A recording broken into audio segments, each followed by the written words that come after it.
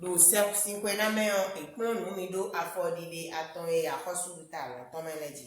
Et on vous a dit que les 3 pas vers le royaume, c'est pour passer d'un croyant à commencer à une vie de disciple. Boydonu mi do tede afodide aton e bi akosu talo tomeledo ina gosi nu mandi tomebo bio ndi tomebo na abuzu ko de tok lisuton. Et vraiment, avec Apollinaire, on considère que les 3 pas, vous les avez compris, mais aussi que vous les avez vécus. Lubo nyekpo no visuna Apollinaire ko mi ado mo jemeton lo afodide aton e ji mi kplo ndo ne le o mi yi e kai mi yi kede alo mi no gbede me. Et on a vu encore ce matin, le baptême d'eau fait partie de ces 3 pas et on glorifie Dieu pour cela. Bon, mais les monsans de Yahweh sinile, non mais le tomaton et gossi a foli à ton élève, de sous le maou et le bon. Nous va faire une idée. Donc tout le monde s'est repenti, s'est fait baptiser d'eau et a reçu le don du Saint-Esprit. On m'a dit c'est le Yahweh sin le boyi, nous n'ina que boyeton. Ceci n'est que le début de la vie d'un disciple. Et le nabi c'est au bibé nous besoin ici nos temps. Si vous pensez que vous êtes arrivé, mettez vous vous téléphone silencieux s'il vous plaît. Non mais tout le Dieu que mes cowa vivons. Donc maintenant on va partager pour toute votre vie sur terre jusqu'à quand Jésus revienne vous chercher ou que vous allez partir de cette terre. Dieu mina wa manu, nous mima e mina maiweni, be mina zankaka jabonu e Jésus na le kowa. C'est quoi dans la pratique de vivre une vie de disciple? Déjà, comme on l'a vu, le mot en grec disciple, c'est mathéo en grec.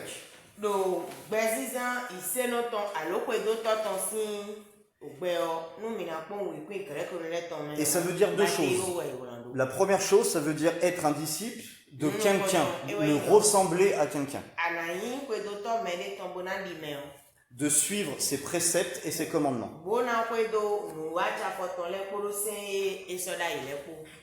Et la deuxième chose du mot disciple, c'est de retransmettre ce qu'on a reçu.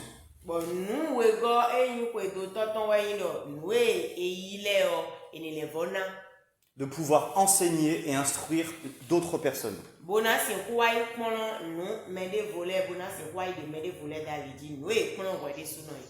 D'accord, donc déjà même dans le mot, la racine du mot en grec, on voit qu'il y a ressembler à son maître et ensuite retransmettre aux autres.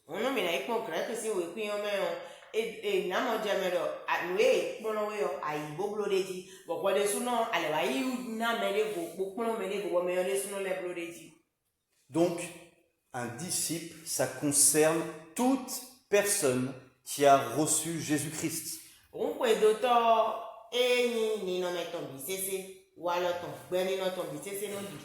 Dans l'église de Jésus-Christ, il n'y a jamais eu les croyants et les disciples.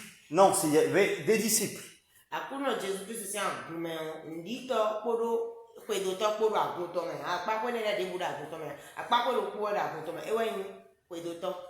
Ce n'est que la religion qui a commencé à faire des croyants.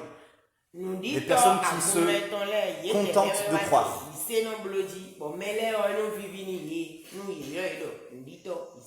Mais qu'il n'y a aucune action dans leur vie. Donc on voit, on a fait un constat dans l'église, dans nos églises, que malheureusement très peu veulent être disciples de Jésus-Christ.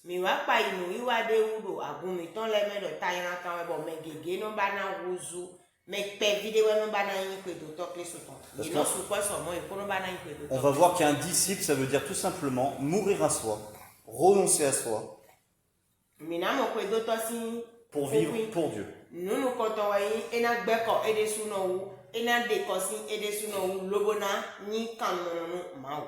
C'est pour ça qu'il y a beaucoup de gens qui trouvent ça facile et ça leur convient d'aller à l'église, mais par contre de vivre une vie de disciple, ça c'est hors de question parce que c'est une mort à soi. Ils ne veulent pas lâcher leur ancienne vie.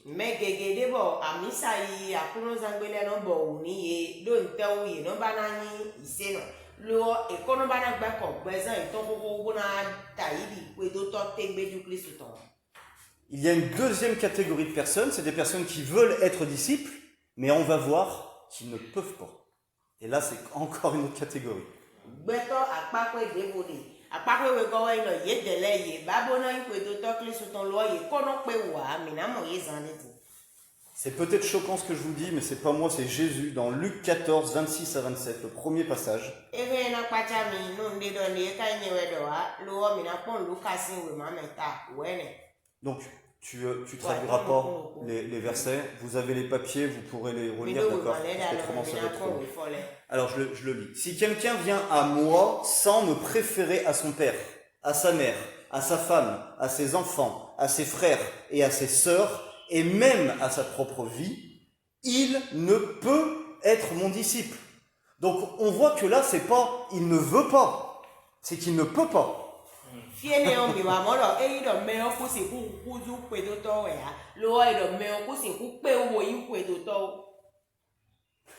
Donc ça veut dire que si une personne veut être disciple de Jésus-Christ, veut suivre Jésus-Christ,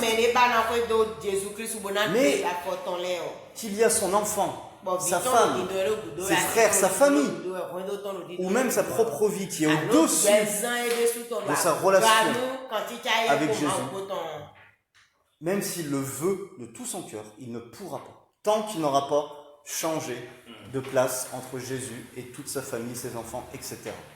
Nous aimons dire temenu wendo to asito vito ele suno se gbezan nous mia nous ko akpaza meton pe me vito le nous aimons dire temenu nous mon ko to le a e sin ko yin to to pipe Kristo ton. Dieu ne veut pas que vous haïssez votre famille et que vous préférez Dieu, c'est pas ça qu'il veut dire. C'est qu'il est en train de nous dire, si vous me mettez en première place dans votre cœur, je vais pouvoir protéger, bénir, sauver ta femme, tes enfants, ton frère et toi-même. Jésus a répondu nous à somme de nous quand on nous présente mais à sorte mais dérisoire le grand de nous a te les bisser mais ni Jésus a ni na pe nous kodo nous yi tout nous a te do les bisser on a pe nous konde où. C'est comme une cascade. Ceux qui sont en dessous d'une cascade d'eau reçoivent l'eau, la fraîcheur, etc. Mais si tu vas au-dessus de la cascade, tu reçois rien du tout. C'est pareil avec Dieu. Tout ce qu'on met au-dessus de lui, il ne peut pas le bénir, il ne peut pas alimenter, il ne peut pas toucher. Vous comprenez? Parce que c'est au-dessus de lui. Nous et ça à partir de nous mon coton de meilleur Ghana, mina iso à partir de nous et nos blodo ou les pas mettons mais le ça bon nous zimbo sinon quand il t'a nous mais à Ghana à rosion si on doit na kondo le on a le donnant à rosion à kawe et na kondo à partir de mon coton. Amen, vous avez compris ça? Donc préférer à son père, à sa mère, etc., ça veut dire tout simplement de mettre Dieu en première place.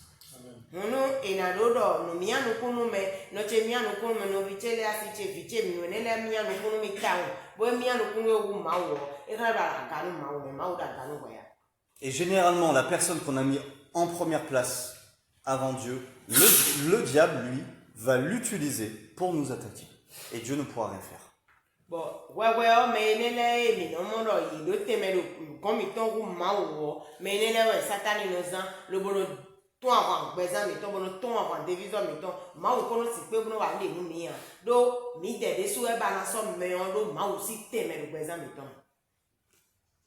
Ça, c'est la première chose. La deuxième chose, la suite du verset est quiconque ne porte pas sa croix et ne me suit pas ne peut pas être mon disciple. Encore une fois.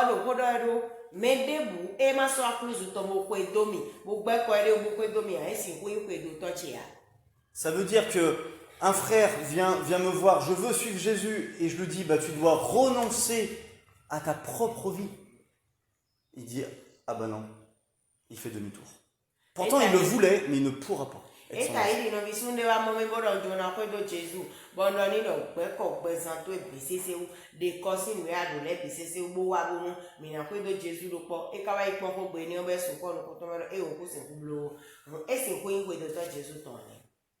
Porter sa croix, qu'est-ce que ça veut dire? C'est pas porter un bout de bois sur le dos, on est bien d'accord?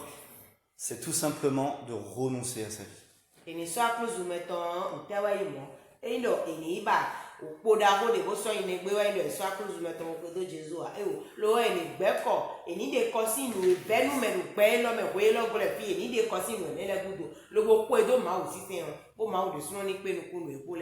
Et de permettre à la croix de Jésus, au sacrifice de Christ, de séparer notre chair de notre esprit. C'est-à-dire que comme avant on marchait que par la chair, si on laisse la croix de Jésus passer au travers de nous, petit à petit, on va mourir à nous-mêmes pour pouvoir marcher et vivre par son esprit. C'est ça, porter sa croix.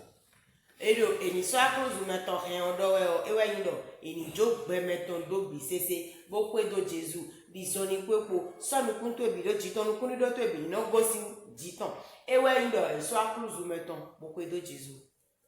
Donc ça, c'est les deux premières choses. Et Jésus va en rajouter une troisième. C'est dans Luc 14, 33, donc vous avez à la suite. Ainsi donc, quiconque d'entre vous ne renonce pas à tout ce qu'il possède ne peut être mon disciple.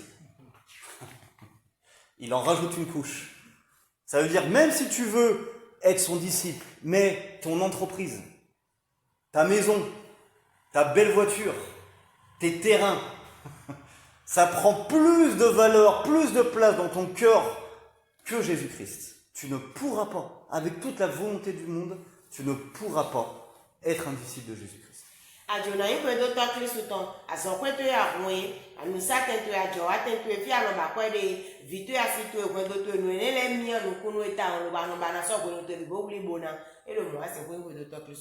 Tout ce qui nous lie avec ce monde et que si on le perd, on se sent détruit. Tout ça, ça veut dire que c'est au-dessus de Jésus. Et ça nous empêchera à un moment ou à un autre d'être disciples de Jésus-Christ.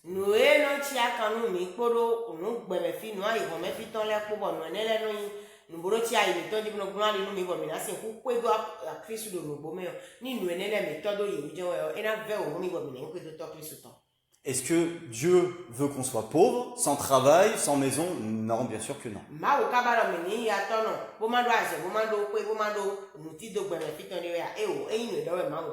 Mais il veut que ta maison ne soit pas ta maison, ce soit sa maison. Ton travail, c'est lui qui te l'a donné, c'est son travail. Tout ce que nous avons, en gros, rien ne nous appartient. Le verbe avoir, en hébreu, donc c'est la langue hébraïque, c'est la langue de Dieu, d'accord, c'est la première langue que Dieu a donnée aux humains. Dans l'hébreu, le verbe avoir, posséder, n'existe pas. Il n'y a pas le verbe avoir, vous imaginez? Donc quand nous on dit j'ai ça, j'ai ci, j'ai ça, en hébreu ça n'existe pas. Parce que ils ont compris, ils ont l'habitude, rien ne leur appartient parce que tout appartient à Dieu. C'est extraordinaire quand même, hein? No mi wa ikpon ko dido mi dele gbeto le to me ro mi no do pe chewe moto chewe so hun chewe keke chewe ni we pa so we ni we do we kwiye ne le ko gbe ne le ido ko mi de to nu le o de budo ebre le si ko gbe me ya do ye de wa do mo je me to do ko e mi gba yo zo wo mi ko keke mi do ase mi do vi mi do ko do to nu bi se se o ma wo do ma wo na ye hun ye de do ko gbe ne do ko nu. Donc merci Seigneur pour l'entreprise que tu m'as permis de gérer. Merci Seigneur pour la maison que tu m'as permis de gérer. Merci Seigneur pour les terrains que tu m'as permis de gérer. C'est ça dans la pensée hébraïque.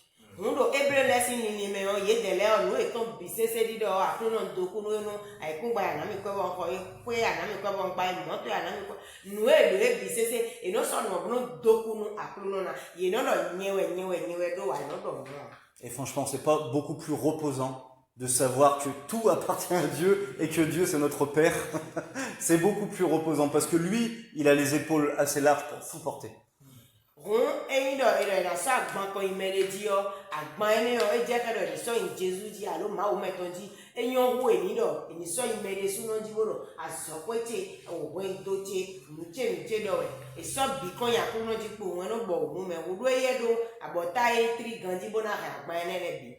Amen.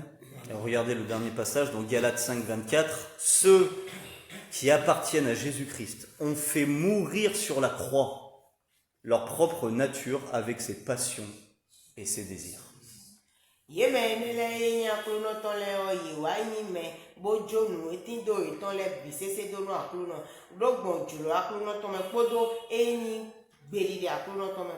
rappelez-vous, c'est les Galates qui avaient commencé dans l'esprit et qui avaient fini dans la chair.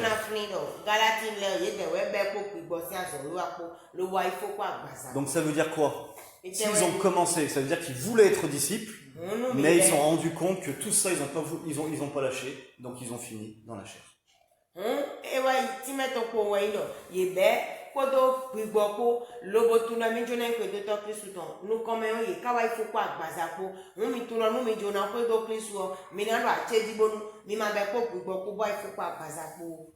C'est pour ça, moi je veux pas voilà, dire des choses qui peuvent vous faire peur, mais vivre une vie de disciple sans sacrifice, ce n'est pas possible. Mais est-ce que c'est vraiment un sacrifice de plaire à Dieu et d'être dans sa volonté? C'est un sacrifice pour qui? Pour la chair. Et pour l'esprit, c'est la joie totale. Et na za gbezan en ko do to ton gbezan de wa imbo nu ndo nu mi diyan e na venu mi pede e na gbebo e na zambo na yonpon gbe to lewe a alo e na lo yonpon nu ma wo ya e ro na yonpon nu ma wo nu wa lo nu kuta e o lo gbezan de wa imbo e na zando nu gbo me bo na do mo wa jije do se me to me ayi ka me to me wa jije na wa jije pe gan nu me lo se pe. Amen. Amen. Donc on va passer au deuxième point, la volonté du Père. Donc, un disciple de Jésus-Christ, ce n'est pas une personne qui va aller à l'église, qui va faire des réunions, qui va même juste guérir les malades ou faire des choses comme ça. Un disciple de Jésus-Christ, c'est une personne qui fait la volonté de son Père. Et donc, Jésus-Christ ton crodo et il met na no ipele me adumeton le bona no jijan do pete adumeton le dia e o lo me de we yin bona no blo chu to bona no bana di zone kon senfi Jésus-Christ sera il dit. Et on va voir. Et c'est une personne aussi qui est connue de Jésus. Ça veut dire qu'il y a une relation avec Jésus. Est-ce que quelqu'un peut lire Matthieu 7, 21-23? Le passage juste après. Ceux qui me disent, Seigneur, Seigneur, n'entreront pas tous dans le royaume des cieux, mais seulement celui qui fait la volonté de mon Père qui est dans les cieux. Plusieurs me diront en ce jour-là, Seigneur, Seigneur, n'avons-nous pas prophétisé par ton nom? N'avons-nous pas chassé les démons par ton nom? Et n'avons-nous pas fait beaucoup de miracles par ton nom? Alors je leur dirai ouvertement, je ne vous ai jamais connu. Retirez-vous de moi, vous qui commettez l'iniquité. Amen. Amen. Là, on voit que c'est des personnes qui chassaient les démons, guérissaient les malades.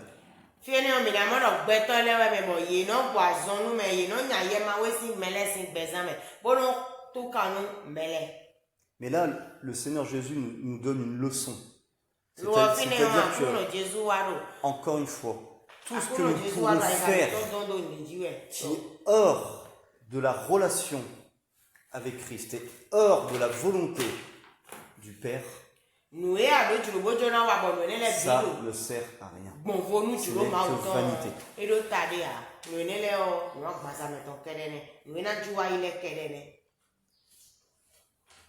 Et lisez le deuxième passage, s'il vous plaît, Matthieu 12, 46, 50.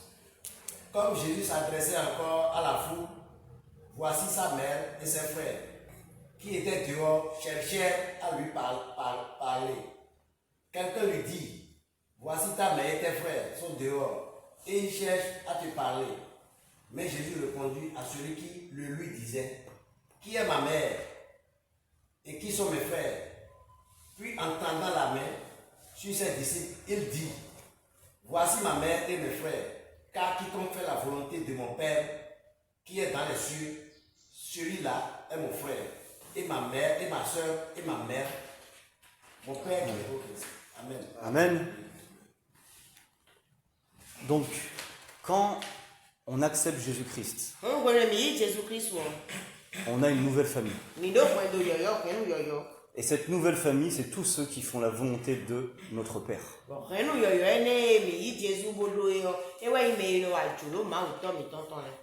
Des fois, ceux de la famille, de notre famille de sang, ils vont nous détester.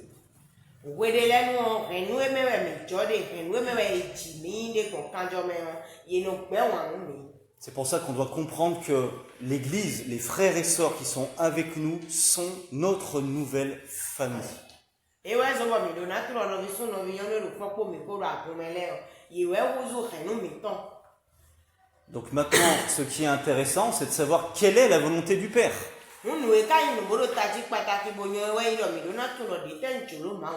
Parce que c'est bien beau de dire Jésus, oui, c'est ceux qui font la volonté de mon Père, mais c'est quoi la volonté?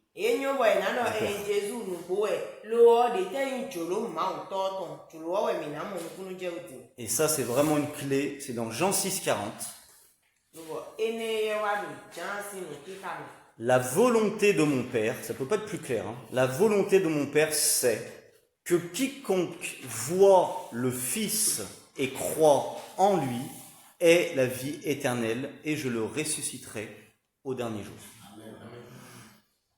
Donc, là, j'ai fait ressortir en gras sur votre dossier 3 mots qui sont tellement importants. Il faut que les gens voient, croient et reçoivent la vie éternelle.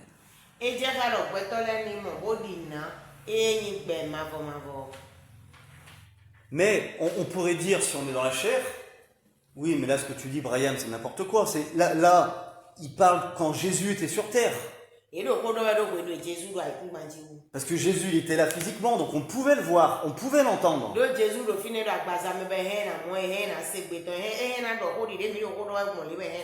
Et bien ceux qui diront ça, c'est qu'ils sont dans la chair totalement. C'est qu'ils ont encore incompris à leur identité. Qui nous sommes après les 3 pas, après notre nouvelle naissance?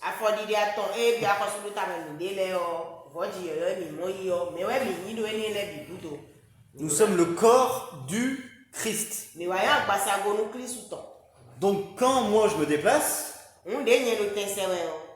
rempli de l'esprit, bien sûr, je précise, hein, quand je vais voir une personne que Dieu a préparée d'avance, du moment qu'il me voit, il voit Christ.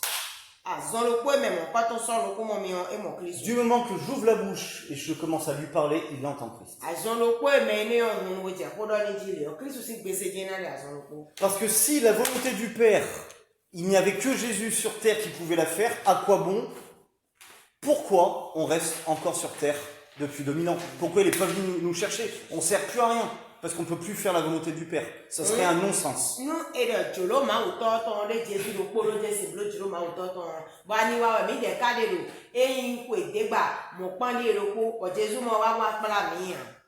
Donc si vous comprenez votre identité de fils et de fille de Dieu, cette question, vous n'allez même plus vous la poser. Vous savez votre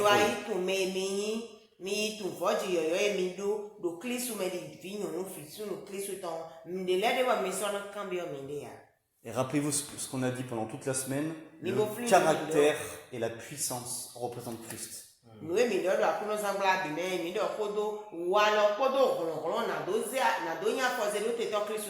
Parce que, le passage qu'on a vu avant, vous pouvez guérir, faire des miracles, mais vous n'avez pas le caractère de Christ.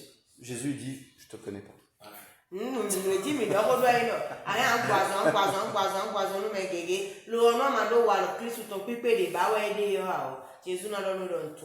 Mais quand vous recherchez la joie, la paix, les gens ont besoin de joie et de paix dans ce monde pourri là. Et là vous êtes là.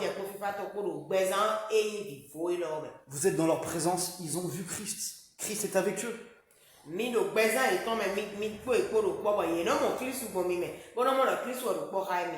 Allez, rapidement par rapport à ce que je viens de vous dire, on va prendre les versets. Donc déjà pour voir le terme, on a besoin de voir le Fils. Donc 3 passages, Romains 8, 29, qui veut le lire? Car ceux qu'il a connus d'avance, il les a aussi prédestinés à être semblables à l'image de son Fils, afin que son Fils soit le premier-né de beaucoup de frères. Amen. Amen. Donc ça, il nous a prédestinés, pas à bâtir des églises et à faire un spectacle, non, à ressembler à son Fils.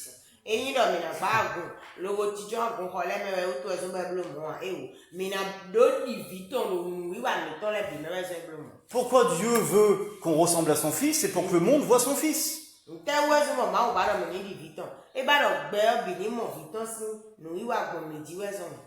C'est logique, il n'y a pas besoin de faire 10 ans de théologie pour ça. Hein. ene on eso do gudodo enu ai gbata me kon din do ne wa 2 Corinthiens 3, 18, le passage préféré d'Apollinaire. Qui veut le lire? Nous tous, dont le visage découvert reflète la gloire du Seigneur. Nous sommes transformés en la même image de gloire en gloire par l'Esprit du Seigneur. Amen. Transformés à ressembler à Jésus-Christ de gloire en gloire. Encore une fois, pour que le monde nous voit. e dio mi bo blomi do bo nu mi ni sin wa igo sin ki go de be bi o de me nu gbe obi ni mo Kristo do meji. C'est pas pour que notre pasteur soit fier de nous. C'est pour que le monde nous voit et soit sauvé. E blomo nu mi do ne gbo ko to mi ton ko me ton ni ogun do mi we a e o lo gbe obi ni mo bo mo gbon kan yi e we so bo iblomo. Allez encore, parce que c'est la parole de Dieu qui va changer notre pensée, notre mentalité. 1 Corinthiens 15, 49. Mi le fa no gona do ko ma o to ja dio ni mi to dio gbe kan mi to me lo ko mo ni ha. En de même que nous allons porter l'image du terrestre, nous porterons aussi l'image du céleste. Amen. Amen. Donc si vous n'avez pas lu la Bible aujourd'hui, je peux vous dire, après tout ça, vous avez lu la Bible, parce qu'il y en a un paquet. Et le dernier, Romains 13, 12 à 14. Beaucoup de temps, Si après tout ça, on n'a pas compris, moi j'arrête. Mais mano mo je me ame oni Je sa rigole. lo bo mi lo de. Et quelqu'un d'autre, parce que et c'est lui qui est béni. Hein. C'est, Ulrich, Ulrich, il va lire tous les versets, c'est lui qui est béni. Hein. Donc tu prenez un peu prenez part au gâteau là. Amen. Eh, Amen. On est avancé, le jour approche. Dépouillons-nous donc des œuvres des ténèbres et revêtons les armes de la lumière. Marchons honnêtement comme en plein jour, loin des orgies et de l'ivoirerie, de la luxure et de la débauche, des querelles et des jalousies. Mais revêtez-vous du Seigneur Jésus-Christ et n'ayez pas soin de la chair pour en satisfaire les convoitises. voilà. Ça résumait vraiment tout ce qu'on a vu avant. Oui, mais mon lait, c'est un peu écouté. Porter sa croix, c'est exactement ça. Et soit plus C'est de maintenant, mourir à ses convoitises d'avant pour revêtir excusez-moi, Jésus-Christ. Bon après de Jésus-Christ. Amen. Donc le but de la vie chrétienne, c'est de vouloir ressembler jour après jour un peu plus à Jésus. Nyawi, bezan ise no to wa ino, ai mo gbe yo ni no te ko ma ba na di Kristo. Ça te convient, le riche? Vraiment. Ok.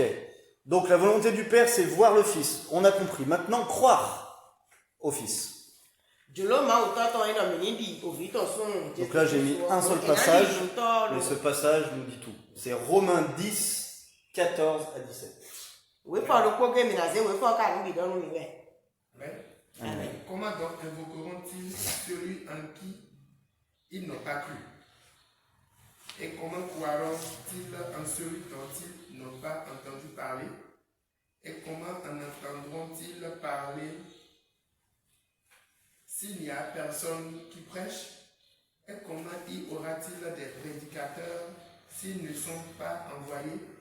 Sur qui est écrit qu'ils sont beaux les pieds de ceux qui annoncent la paix, de ceux qui annoncent de bonnes nouvelles, mais en tout n'ont pas obéi à la bonne nouvelle. Aussi, Ésaïe dit-il, Seigneur, qui a cru à notre prédication? Ainsi, la foi vient de ce qu'on entend, et ce qu'on entend vient de la parole du Christ. Amen. Amen. C'est clair. Une fois que les personnes nous ont vus, eh ben, il faut maintenant qu'ils nous entendent. Oui, le mene la ye mo mi on e lo tata me lo ye ni le bo si. Et ils n'ont pas besoin d'entendre nos discours religieux qu'on connaît par cœur, ou d'entendre des choses, même de notre expérience, ils ont besoin d'entendre la parole de Dieu. Ye do gudo eni ko agumeton ye mi no lo ri do we bi le alo e do gudo na do si ko nugbo e do ma o ko me o no tan. Le monde est fatigué de l'évangile religieux des églises. Ils sont Be fatigués. o ko chi ko ni ye do mwen dagbe agun sin wa cha ko bloto le ton yi ko no chi ko ni ye do mwen Parce que dagbe. quand on prêche un évangile légaliste, religieux, on ne ressemble pas à Jésus, mais on ressemble aux pharisiens. Donu e wa do mwen dagbe agun ton le lawe o e no wa yi di pharisien le e so no di Jésus wa. Ils ont besoin d'entendre la vérité. Ils ont besoin d'entendre la parole de Dieu conduit par le Saint-Esprit. Parce que la parole de Dieu, elle est esprit et elle donne la vie, elle est vie. Ils ont besoin d'entendre ce que Jésus, ce que Dieu a fait pour eux. La grâce de Dieu.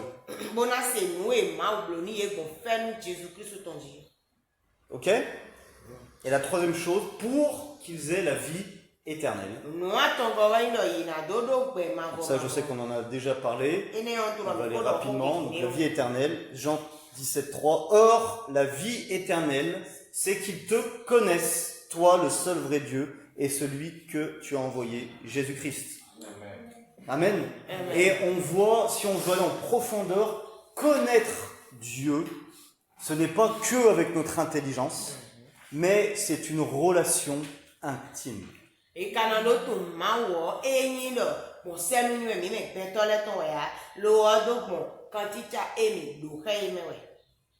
on le voit dans Genèse 4.1. Adam connut Ève, sa femme, elle conçut et enfanta Caïn. Et elle dit, j'ai acquis un homme de par l'Éternel. Donc on voit que Adam connut Ève. Vous imaginez comment c'est intime de connaître Dieu?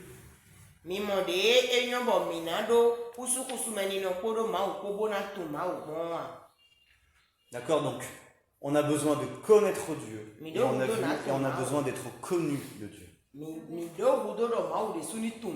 c'est vraiment une relation à deux sens. D'accord.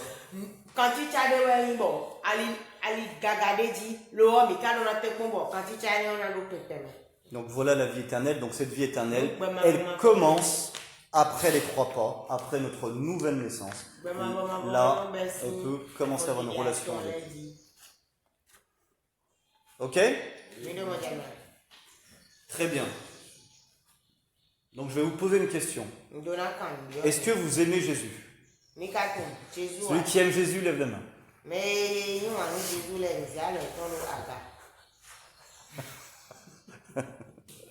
Ok, parfait. Bon, bah tout le reste, du coup, ça devrait être bien là. Regardez un peu la parole de Dieu. Jean 14, 15 et 21. Si vous m'aimez, là si Jésus dirait, ok, bah si vous m'aimez, gardez mes commandements.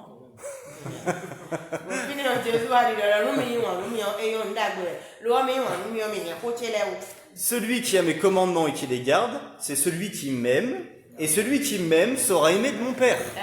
Je l'aimerai, et je me ferai quoi? Connaître à lui. Amen. Là, il a tout dit. Là, il a envoyé une bombe, Jésus. Là.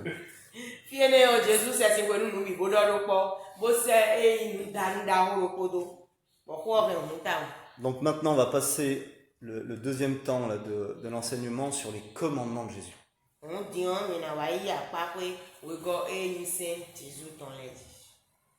Et vous allez voir que ce n'est surtout pas des nouvelles lois à respecter. Vous savez que je vous taquine avec ça depuis 2 semaines, la différence entre l'obéissance par la foi et la loi. Et vous allez voir que ce n'est pas encore des nouvelles lois qu'il a écrites dans le Nouveau Testament. Non. C'est une vie, tout simplement. C'est de vivre. Ok? Donc, les commandements de Jésus-Christ. Le premier, Matthieu 22, 37, 38. Jésus lui répondit, « Tu aimeras le Seigneur ton Dieu de tout ton cœur, de toute ton âme et de toute ta pensée. C'est le premier et le plus grand commandement. » Amen. Donc, c'est très clair. L'amour de Dieu est le fondement de la vie chrétienne. Tout ce qui est fait, dit et qui ne provient pas de cet amour-là n'est que charnel et religieux.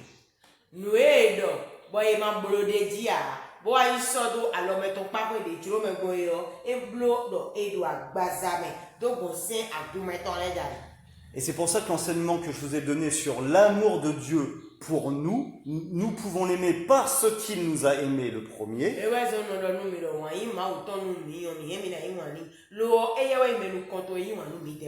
est très important. Pourquoi?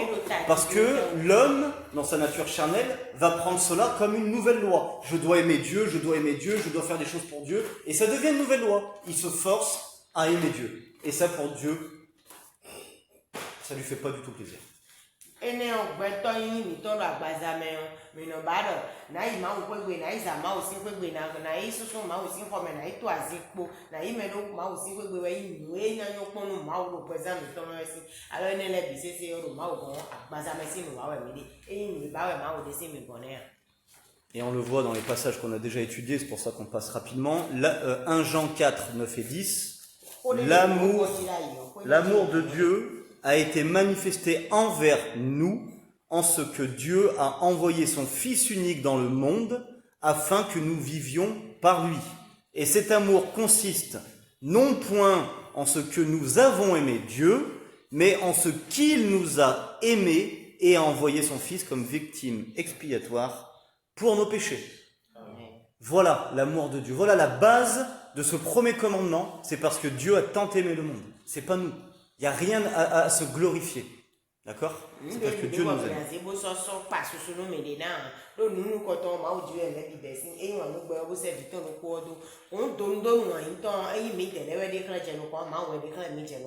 Et le verset suivant, c'est tout simplement le résultat d'une personne qui a reçu l'amour de Dieu. Pour nous, nous l'aimons parce qu'il nous a aimés, le premier. Bon, vous voyez, vous voyez, vous voyez,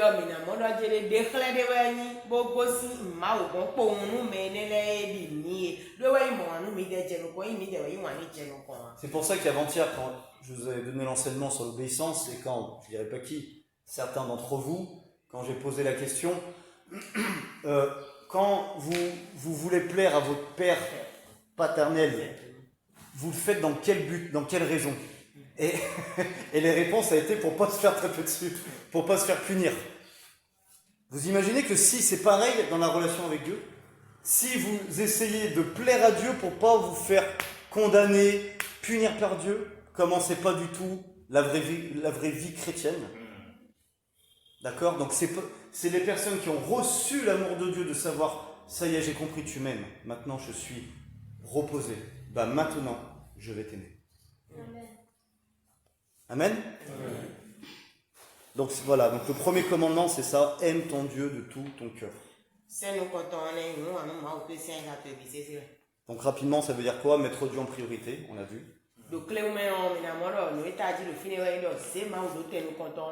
Être mis à part et concerné par son royaume.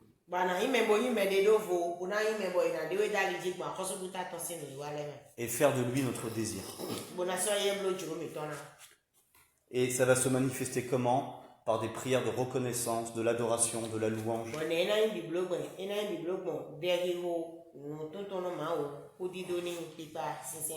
On va commencer à avoir de plus en plus confiance en lui dans toutes les situations de notre vie.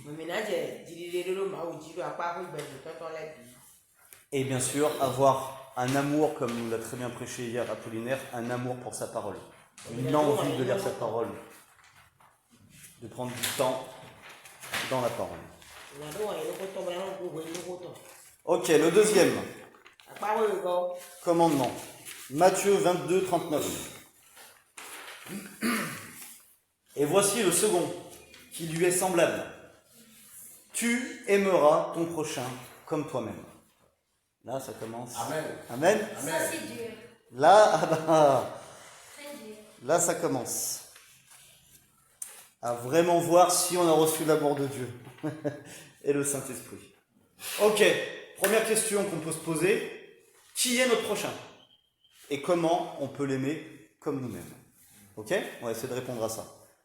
Donc déjà, pour répondre à qui est notre prochain, Jésus nous a donné un passage tellement clair.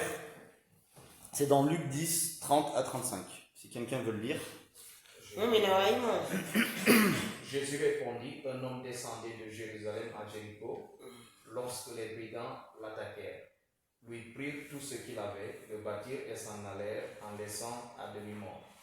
Il se trouva qu'un prêtre descendait cette route.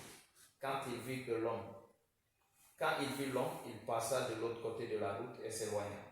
De même, un lévite arriva à cet endroit, il vit l'homme, passa de l'autre côté de la route et s'éloigna. Mais un Samaritain qui voyageait par là arriva près du blessé. Quand il le vit, il en eut profondément pitié. Il s'en approcha encore plus, versa de l'huile et du vin sur ses blessures et les couvrit de pansements. Puis il le plaça sur sa propre bête et le mena dans un hôtel où il prit soin de lui. Le lendemain, il sortit 2 pièces d'argent, les donna à l'hôtelier et lui dit: prends soin de cet homme. Lorsque je repasserai par ici, je te paierai moi-même ce que tu auras dépensé en plus pour lui. Amen. C'est beau, hein, ce passage. Et amen. Et on peut remplacer par... il parle de qui là? Un lévite, un prêtre. C'est ça, hein? Un prêtre qui descendait et après un lévite.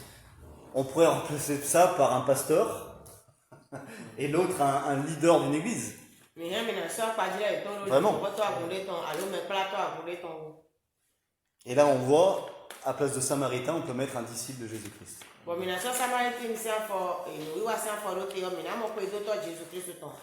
Donc déjà, le prochain d'une personne, c'est pour moi une personne que l'on peut entendre crier à l'aide. Si on entend quelqu'un crier à l'aide, ça veut dire qu'on est assez proche pour pouvoir quoi? Pour pouvoir l'aider. Voilà comment définir un prochain.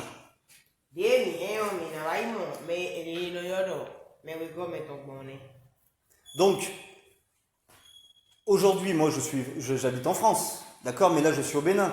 Donc, mes prochains ne sont pas ceux de ma ville.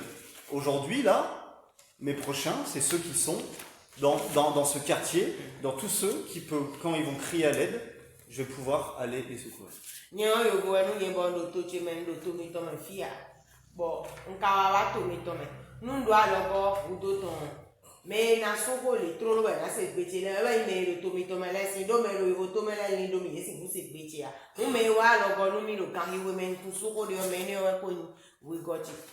Pourquoi je vous dis ça? Parce que là, le mot amour, aime ton prochain, c'est l'amour en action.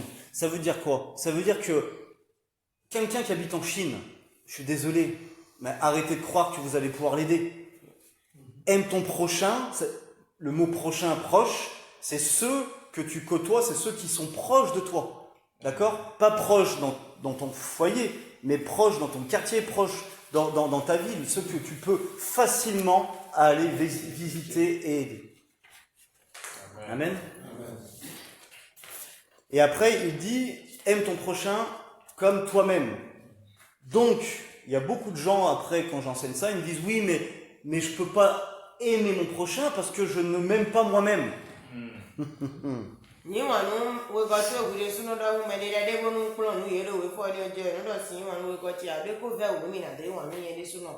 Et moi, je leur dis, est-ce que tu te laves les dents? Est-ce que tu t'habilles tous les matins? Est-ce que tu prends une douche? Est-ce que tu manges? Eh bien, c'est que tu t'aimes. Et regardez le passage Éphésiens 5, 29. En effet, personne n'a jamais haï son propre corps. Au contraire, on le nourrit et on en prend soin, comme le Christ le fait pour l'Église. Arrêtez d'être hyper spirituel. Là, aime ton prochain. Comme je vous dis, c'est l'amour en action. C'est quelque chose de concret. Donc, si toi-même t'es habillé aujourd'hui, tu dis que tu t'aimes pas, bah, au moins, celui qui est nu, tu peux l'aider à s'habiller. T'as aucune excuse. Même si tu t'aimes pas, tu peux l'aider à s'habiller.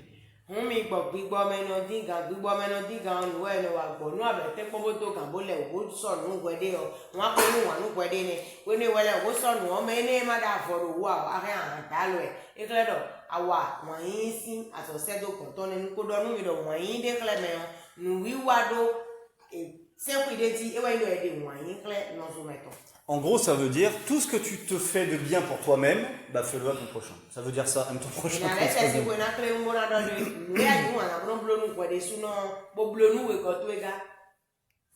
Ça monte le niveau, là. Hein. C'est plus le petit croyant du dimanche matin qui fait son petit culte. Hein.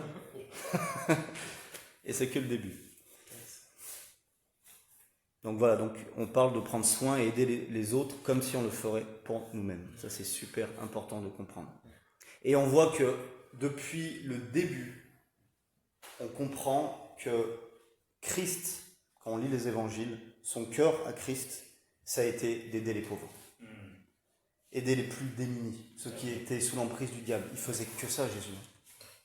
Bon, maintenant, ma quoi dire le Jésus, nous avons blolé ni dalo, il y a ton le, wa monole, nous avons blolé ni dalo, mais Satan ici, du gogoy, présent, il tombe là, nous tout quand il y a, nous poissons, et des sous nous qu'on y a pas dire des sous nous. Et là, je vais monter le level encore plus haut. Ça veut dire que Jésus, il le faisait sans aucune arrière-pensée.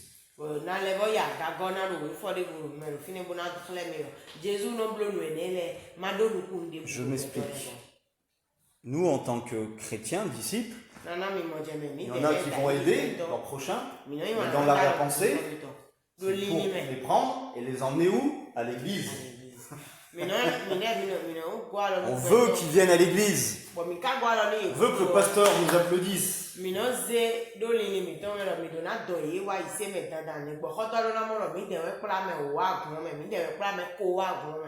Et bien sûr que nous, en tant que disciples, on veut que tous ceux qu'on aide soient sauvés. Bien sûr qu'on voudrait voir des fruits tout de suite, des gens qui se convertissent, qui pleurent, qui se repentent. Mais moi, je peux vous dire, nous en France, ça fait 6 ans qu'on fait une œuvre toutes les semaines. Depuis 6 ans, toutes les semaines. Il n'y a pas une semaine qu'on n'a pas fait, c'est d'aider les pauvres. Tous les lundis soirs, tous les lundis soirs, tous les lundis soirs. Et ça fait 6 ans, il y en a qu'on rencontre toujours les mêmes. Et on les aime toujours. Et ils sont toujours dans leur péché. On sent une amélioration, vraiment, parce que quand ils nous voient, vraiment, ils ont les yeux qui pétillent, presque on est leur source de vie. Mais ils n'ont pas encore, ils s'attendent encore trop fort dans leur vie, ils n'ont pas encore fait ce pas, mais on sait que toutes ces semences qu'on a mis dans leur cœur, de savoir qu'ils ont connu Jésus au travers de nous, qu'un jour ou l'autre, on est sûr et certain qu'ils vont donner leur vie à Jésus. Mais ça c'est pas notre problème, j'ai envie de vous dire. Que ça soit maintenant, ou dans 10 ans, ou dans 20 ans. Notre but, c'est que les gens voient Jésus-Christ et qu'ils entendent Jésus-Christ.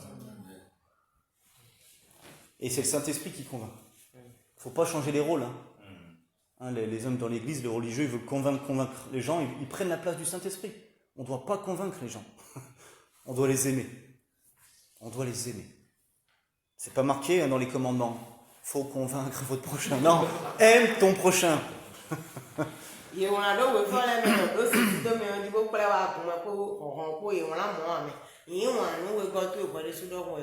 là, on va lire le passage le préféré de tous les chrétiens. Ah, je sais que celui-là, c'est le préféré. Il est prêché tous les dimanches matins. Et tout le monde dit Alléluia. On va voir. C'est qui veut le lire? Luc 6, 27 à 36. C'est une bénédiction, ce passage. Mais je vous le dis, à vous qui m'écoutez, aimez vos ennemis. Faites du bien à ceux qui vous haïssent. Bénissez ceux qui vous maudissent. Et priez pour ceux qui vous maltraitent. Si quelqu'un te frappe sur une joue, présente-lui aussi l'autre. Si quelqu'un te prend ton manteau, laisse-le prendre aussi ta chemise. Donne à quiconque te demande quelque chose. Et si quelqu'un te prend ce qui t'appartient, ne lui réclame pas. Faites pour les autres exactement ce que vous voulez qu'ils fassent pour vous. Amen. Si vous aimez seulement ceux qui vous aiment, pourquoi vous attendre à une reconnaissance particulière? Même les pécheurs aiment ceux qui les aiment. Et si vous faites du bien seulement à ceux qui vous font du bien, pourquoi vous attendre à une reconnaissance particulière? Même les pécheurs en font autant. Et si vous prêtez seulement à ceux dont vous espérez qu'ils vous rendront, pourquoi vous attendre à une reconnaissance particulière? Des pécheurs aussi prêtent à ceux qui à des pécheurs pour qu'ils leur rendent la même somme. Au contraire, aimez vos ennemis, faites-leur du bien et prêtez sans rien espérer recevoir en retour.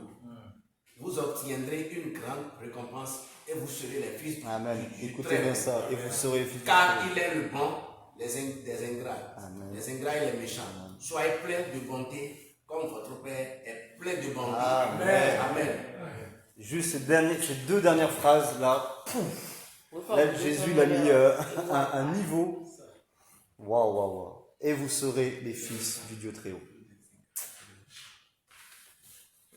Soyez pleins de bonté comme votre Père est plein de bonté.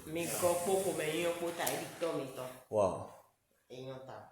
Si Jésus l'a dit, c'est que c'est faisable. Donc soyez dans la joie parce que si vous êtes là aujourd'hui à entendre ça, c'est que vous allez le vivre.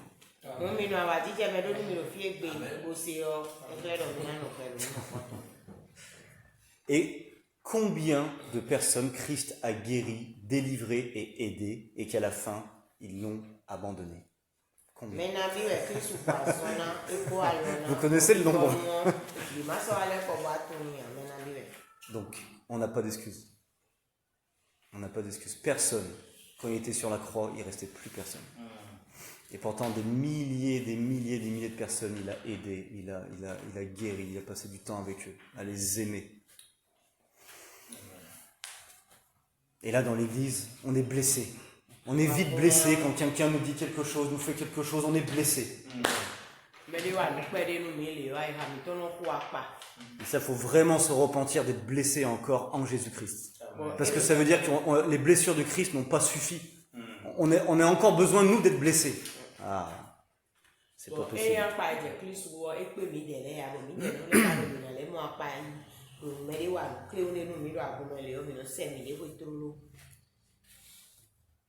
Le cœur de Dieu, c'est d'aider le pauvre, la veuve et l'orphelin.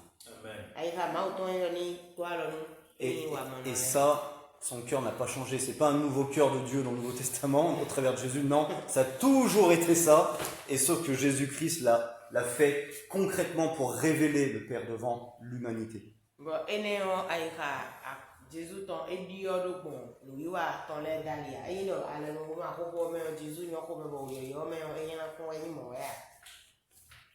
Psaume 82, 3 et 4. Rendez justice aux faibles et à l'orphelin. Faites droit aux malheureux et aux pauvres. Sauvez le misérable et l'indigent. Délivrez-les de la main des méchants. Amen. Amen. Est-ce que quelqu'un peut lire Matthieu 25, 35 à 40? Moi, c'est un des passages qui me bouleverse, pour ça que je vous laisse lire, parce que j'arrive pas à chaque fois, j'arrive pas à le lire celui-là. 35, 40. Car j'ai eu faim, et vous m'avez donné à manger. J'ai eu soif, et vous m'avez donné à boire. J'étais étranger, et vous m'avez recueilli. J'étais nu, et vous m'avez vêtu. J'étais malade, et vous m'avez rendu visite. J'étais en prison, et vous êtes venus vers moi. Les justes lui répondront, Seigneur, quand avons-nous vu avoir faim et t'avons-nous donné à manger, ou avoir soif et t'avons-nous donné à boire? Quand avons-nous vu étranger et t'avons-nous recueilli, ou nu et t'avons-nous vêtu? Quand avons-nous vu malade ou en prison et sommes-nous allés vers toi? Et le roi leur répondra, je vous le dis en vérité, toutes les fois que vous avez fait ces choses à l'un de ces plus petits de mes frères, c'est à moi que vous les avez fait. Amen. Amen. C'est pas merveilleux ça? Amen. C'est extraordinaire. Vous voyez, ceux qui veulent être très spirituels devant le monde, alors que le disciple simple, qui va juste aider, aimer son prochain, qui va donner un verre d'eau, qui va visiter quelqu'un en prison, ça, c'est comme si on le faisait directement à notre Seigneur. Alors qu'il y a des personnes qui vont aller prêcher l'évangile se disant pour Dieu et qui vont condamner les plus petits de son royaume avec un message, un évangile religieux, légaliste qui condamne. Vous imaginez comment des fois on est tellement loin de la volonté du Père, vraiment. C'est pour ça qu'on a besoin de ces genres de paroles, d'enseignement, pour comprendre c'est quoi la vie d'un disciple. Amen. Amen. Romains 13, 9 à 10. En effet, les commandements, tu ne commettras point d'adultère, tu ne tueras point, tu ne déroberas point, tu ne convoiteras point, et ce qu'il peut encore y avoir, se résume dans cette parole. Tu aimeras ton prochain comme toi-même. L'amour ne fait point de mal au prochain. L'amour est donc l'accomplissement de la loi. Wọ́n no wa nyanya no we koton alo wọ́n yin yo he wa ti cheme o se ma utoto. Ok? Mais bien sûr, je suis obligé de mettre une partie par rapport à annoncer l'évangile. Bien sûr, aimer son prochain, c'est aussi d'annoncer, mais le véritable évangile. Vraiment. Parce que nous, toutes les personnes qu'on va aider toutes ces années, toutes ces semaines, à chaque fois, on prie pour eux. On parle de Jésus. À chaque fois, c'est pas on leur donne des plats et on part comme des associations païennes. Non, on passe du temps avec eux, on les enseigne. Et c'est ça qui fait la force de cette action d'aimer son prochain. Parce qu'à chaque fois, il y a la semence qui tombe dans le cœur. Parce que d'aider une personne toute sa vie et qu'elle meurt, elle va en enfer. Vous comprenez? Mais alors, si on leur a parlé de Jésus, après, comme j'ai dit, ça c'est le problème du Saint-Esprit, mais au moins on sait que cette personne a entendu la vérité. C'est très important. Jésus n'a pas dit « si vous êtes la lumière du monde ». Il a dit dans Matthieu 5,13 « vous êtes le sel de la terre et vous êtes la lumière du monde ». C'est pas conditionnel, c'est pas « si », non, c'est « vous êtes ». Ce n'est même pas une question, on peut pas dire « est-ce que c'est mon appel ou est-ce que je suis pas un ministère évangéliste ?» Non, ça c'est un disciple. C'est les disciples qui sont la lumière du monde. C'est pas les ministères, hein. Faut arrêter de mettre ça sur le dos des ministères à chaque fois. C'est les disciples qui font tout le travail. Les ministères, ils sont là pour équiper les disciples. Amen. Pour faire de toutes les nations des disciples. D'accord? Donc c'est tout simplement une question d'obéissance par la foi, comme on a dit. D'amour pour notre prochain.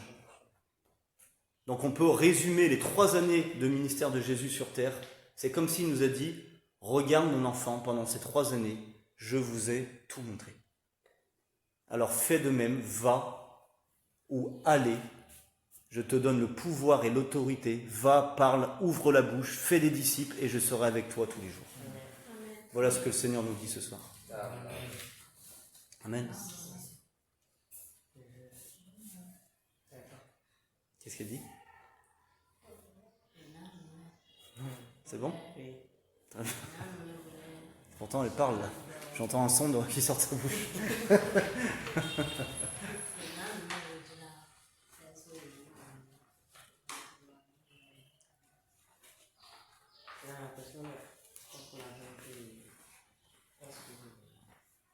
Non, mais j'ai mis sur pause, c'est là une question.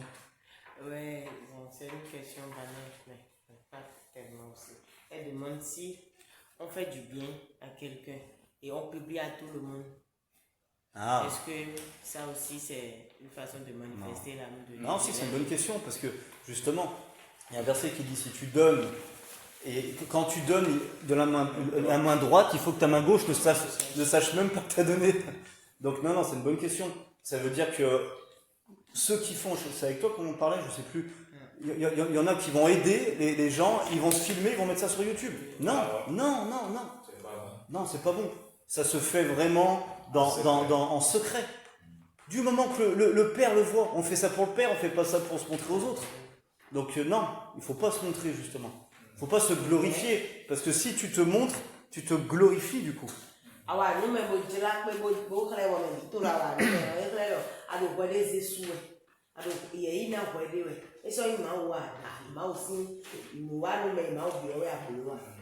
Ok? Allez, le troisième. Troisième commandement de Jésus-Christ. Jean 13, 34 et 35. Je vous donne un commandement nouveau. Ah, c'est intéressant. Aimez-vous les uns les autres. Il faut que vous vous aimiez les uns les autres comme je vous ai aimé. Si vous vous aimez les uns les autres, alors tous sauront que vous êtes mes disciples. Donc si vous êtes là ce soir, c'est que vous voulez être disciples. Donc, alors déjà, je casse tout de suite quelque chose. Moi j'ai toujours entendu dans les églises que aime ton prochain comme toi-même et aimez-vous les uns les autres, ils collaient ça ensemble. Faux. Et je vais vous expliquer pourquoi. Nyeno ai mo ra dole be no do yin wa nu no so to di wole su do hun yin wa nu eni gwede su no do no so e wele bi do cha do po mo no lu po ya digba wa na ti me no me. Déjà, les deux premiers commandements, aime ton Dieu de tout ton cœur et aime ton prochain comme toi-même, étaient déjà dans l'ancienne alliance, faisaient partie des lois de l'ancienne alliance. Se we ne le ko be sin ale no ma ko si sen le. D'accord? Do mo je me. Jésus, là, il arrive, il dit, je vous donne quelque chose de nouveau. Jésus ya wa do nyina na mi no yo yo devo. Est-ce que ça veut dire que ça annule les deux autres? Non, il n'a jamais dit ça. E ka do ko le do de Jésus do mo we so be su se we de le a e we do mo e blo. Donc pourquoi c'est nouveau? Nte we do yo yo. Parce que ce commandement ne peut se vivre que dans l'Église. Do se mo ko ton akumeje e re na yin sen e ne o de akumeje. Il faut vraiment comprendre quelque chose, que la nouvelle alliance, l'alliance nouvelle que Dieu a fait avec les hommes au travers de Jésus-Christ, pourquoi c'est nouveau? Parce qu'à partir de ce moment-là, quand on est né de nouveau, c'est quoi qui nous fait qu'on est nouveau? C'est le Saint-Esprit. O se yo yo e Jésus se wa no o eni ple me gbeto le bi se ton ta wa se mi oyin yo yo. Se mi oyin yo yo do gbigbo wiwe e do mi me. E we me atongo e wa be azo. Et Jésus dans le tenu à son temps. Moi, ouais, je me sais, on me le sait, yo. Donc là, l'amour les uns et les autres ne se fait qu'au travers de l'Esprit de Dieu. Entre un frère et un frère, une sœur, un frère. Et non, il biblo, donc Jésus-Christ aussi, c'est un dit. Ça veut dire que quand tu vas aimer ton prochain, lui qui est païen, qui n'est pas en Jésus-Christ, est-ce que tu peux avoir la même relation intime avec cette personne dans la rue que tu peux avoir avec ton frère qui a le même esprit que toi? Impossible.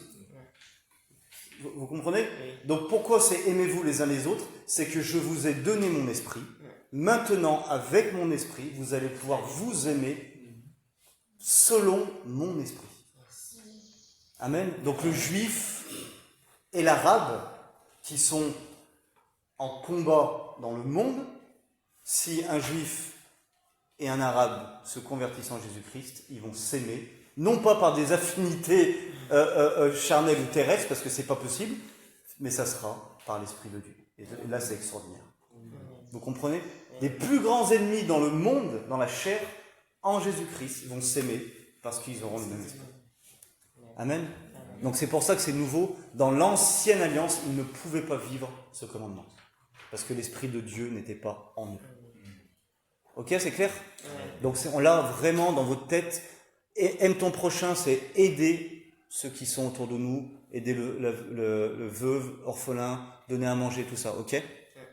Mais aimez-vous les uns les autres. Là, on parle vraiment de la communion fraternelle dans l'Église, que avec des frères et des sœurs nés de nouveau, qui ont aussi l'Esprit de Dieu. Ok? Très important. 1 Jean 4, 11, 13. Bien-aimés, si Dieu nous a ainsi aimés, nous devons aussi nous aimer les uns les autres. Personne n'a jamais vu Dieu. Si nous nous aimons les uns les autres, Dieu demeure en nous et son amour est parfait en nous. Donc, avec un païen, un musulman, un sorcier qu'on va aimer, parce qu'on doit aimer aussi le sorcier, le musulman et le païen, le bouddhiste, on est bien d'accord? On ne peut pas avoir une communion comme ça, c'est pas possible. Nous connaissons que nous demeurons en lui et qu'il demeure en nous, parce quoi? Parce qu'il nous a donné son esprit. D'accord? Donc ce commandement est vraiment nouveau depuis que l'Église de Jésus-Christ a été créée sur terre, depuis la Pentecôte. Okay? Le jour de la Pentecôte, le jour que le Saint-Esprit est descendu sur les 120, à partir de ce moment-là, l'Église est née et les frères et sœurs ont pu vraiment s'aimer les uns les autres comme Dieu leur a demandé. Parce qu'il dit, aimez-vous les uns les autres comme je vous ai aimé, Jésus dit. Est-ce que c'est possible dans le monde d'aimer comme Jésus a aimé? Impossible. Si on n'a pas l'Esprit de Dieu en nous, impossible. 1 Pierre 1, 22. Vous êtes purifiés en obéissant à la vérité pour vous aimer sincèrement comme des frères. Amen. Et écoutez, aimez-vous donc ardemment les uns les autres d'un cœur pur. Si vous avez un problème avec un frère ou une sœur, si votre cœur n'est pas pur devant un frère ou une sœur, arrêtez de prier, arrêtez de lire la Bible, arrêtez de louer Dieu. Allez vous réconcilier avec votre frère, votre sœur. Jésus le dit clairement, si tu as une offrande et t'as pas pardonné à ton frère, laisse ton offrande par terre, parce qu'elle va servir à rien. Vos prières vont servir à rien. Ils vont pas déplacer le plafond, comme j'aime dire. Parce que d'abord, tu dois aller te réconcilier avec ton frère. Amen. Ta sœur. Amen. Amen. C'est ça, s'aimer les uns les autres. Hébreux 13:16.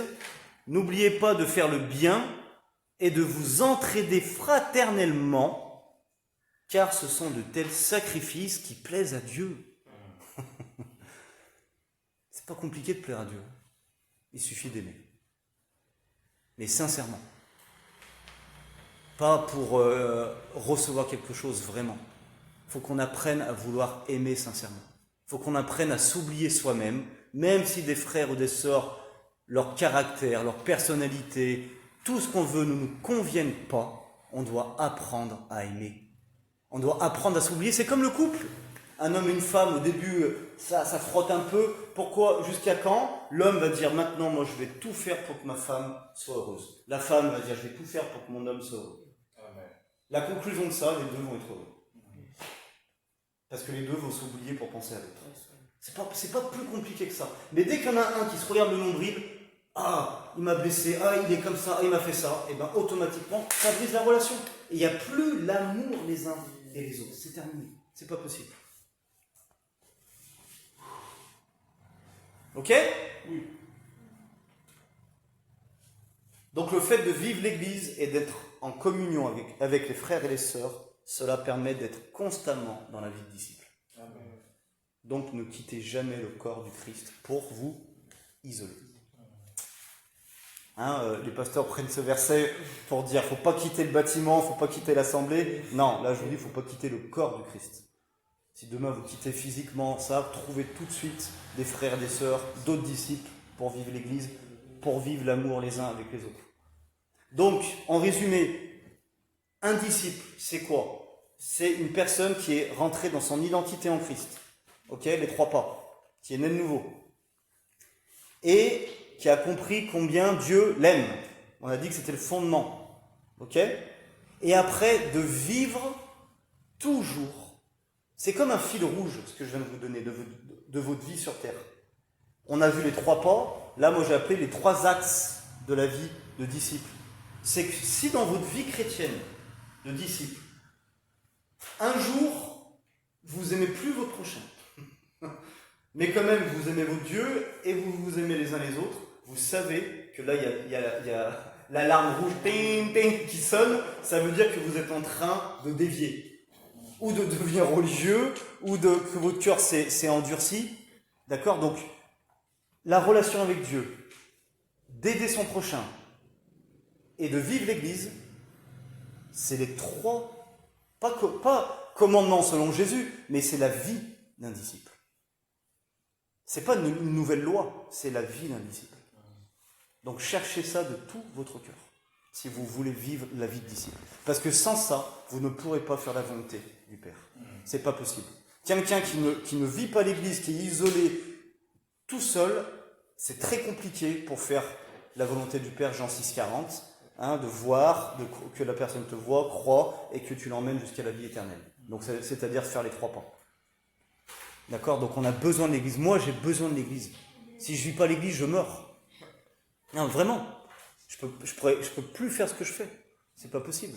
Parce que quand je vous vois, quand je vois chaque personnalité, vous êtes une image de Christ. Amen. Vraiment. Parce qu'on a des sensibilités différentes. Moi, au début, et je vous dis, dans mon tout début de vie chrétienne, que j'étais très orgueilleux, je voulais que les gens soient comme moi. je voulais que tous me ressemblent. Et tous ceux qui aimaient pas ce que j'aimais, qui faisaient pas ce que je faisais, pour moi, c'était pas des disciples. Vous imaginez? Parce que je pensais, j'étais un disciple. Et qu'il faut que les gens fassent comme moi. Non. Non, parce que chacun a sa personnalité. Par contre, tous doit vivre ces 3 axes de la vie de disciple, mais avec des sensibilités, des personnalités différentes. Parce que Dieu nous a créés tous différemment. Amen. Et donc cette vie de disciple, on doit la vivre, par contre, en étant conscient que vous êtes en 2024, et au Bénin. Pas à l'an 10 après Jésus-Christ à Jérusalem. Donc ça veut dire qu'il y a des choses qui ont changé quand même. D'accord? Ça veut dire que la mission reste la même. Donc je l'ai mis, vous la connaissez par cœur, Matthieu 28, 19, 20. Allez, faites de toutes les nations des disciples, les baptisant au nom du Père, du Fils, du Saint-Esprit, et enseignez-leur à observer tout ce que je vous ai prescrit. Et voici, je suis avec vous tous les jours jusqu'à la fin du monde. Donc la mission ne bouge pas. Qu'on soit au Bénin, en France, d'accord, la mission c'est la même. Mais par contre, les moyens de faire cette mission peuvent changer. On est bien d'accord? On n'a pas les mêmes réalités. Vous savez, nous, la réalité en France, de l'athéisme, que les gens ne croient pas, que les gens sont constamment sous la convoitise, sous la séduction, il y a des esprits, d'accord, qui en France, qui sont pas les mêmes qu'ici. Et qui ne sont pas les mêmes qu'il y a 2000 ans à Jérusalem. On se bat pas contre les mêmes esprits, mais la mission c'est la même. Mais nous, on a le même esprit que les disciples il y a 2000 ans à Jérusalem. On n'a rien en plus, rien en moins. Donc laissons le Saint-Esprit vous donner les clés, les stratégies dans chaque localité où vous vivez l'Église, parce que le but de vivre l'Église, c'est de toucher la localité, premièrement. Avant de sauver le monde, il faut redescendre un peu sur Terre. Avant de sauver l'humanité, commençons à toucher déjà la localité. Et si on fait ça, je vous dis qu'on va se retrouver devant Jésus, il va nous mettre une belle couronne sur la tête. Amen. Amen. Il dira, viens bon et fidèle serviteur.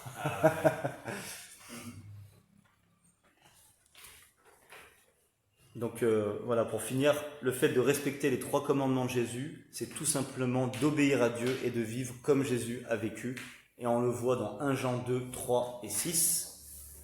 Si nous obéissons aux commandements de Dieu, nous pouvons avoir la certitude que nous connaissons Dieu. Amen. C'est merveilleux. Si vous vivez ça, mes amis, vous êtes certain que vous êtes en relation avec Dieu. Si quelqu'un affirme « je le connais mais n'obéit pas à ses commandements », c'est un menteur et la vérité n'est pas en lui. Par contre, si quelqu'un obéit à sa parole, l'amour de Dieu est véritablement parfait en lui. Voilà comment nous pouvons avoir la certitude d'être quoi? Unis à Dieu, c'est ça le but. Celui qui déclare demeurer uni à lui doit vivre comme Jésus a vécu. Je vous ai pas fait une histoire manipulée pour vous emmener à un endroit. Non, c'est tellement clair, c'est tellement fluide et simple à comprendre que je comprends pas comment le monde chrétien ne prêche pas ça. C'est tellement clair. Si on se concentrait tous à vivre ça, je peux vous dire que le royaume de Dieu avancerait bien plus vite dans le monde entier. Et l'islam, il dégagerait. Parce que personne ne peut vaincre l'amour. L'amour a vaincu la mort. Amen. Donc l'amour a vaincu l'islam, l'amour a vaincu les sorciers, l'amour a vaincu tout ce qui vient du diable. Pourquoi l'Église n'avance pas? Parce que l'Église n'aime pas. L'Église n'a pas l'amour. On a tout, on a la puissance, on a les bons enseignements, on fait des bons rassemblements, on loue maintenant des stades de foot entiers, il y a 100 000 personnes qui viennent, mais le royaume n'avance pas, c'est quand même bizarre. Hein? Cherchez premièrement l'amour de Dieu. Ok? Est-ce que vous voulez faire une pause? T'as dit quoi? J'ai dit on termine. On termine? Ouais. Je vais faire couper, je reprends. Pourquoi? Parce que là, c'est un